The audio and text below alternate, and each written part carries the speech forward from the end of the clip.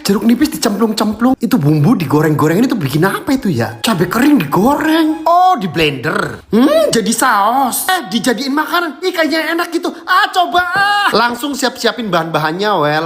Jeruk nipisnya burik banget. Lanjut aja kita iris tipis-tipis begini aja, Wel. Bawang bombay kita iris-iris juga. Lanjut jeruk nipis kita goreng kongsrang-kangsreng. Masukin bawang putih. Cabai keriting kering kita masukin juga. Bawang bombay yang udah diiris-iris masuk. Lanjut di kongsrang-kangsreng sampai mateng, Wel. Setelah udah mateng kita masukin ke chopper. Tutup, lanjut chopper.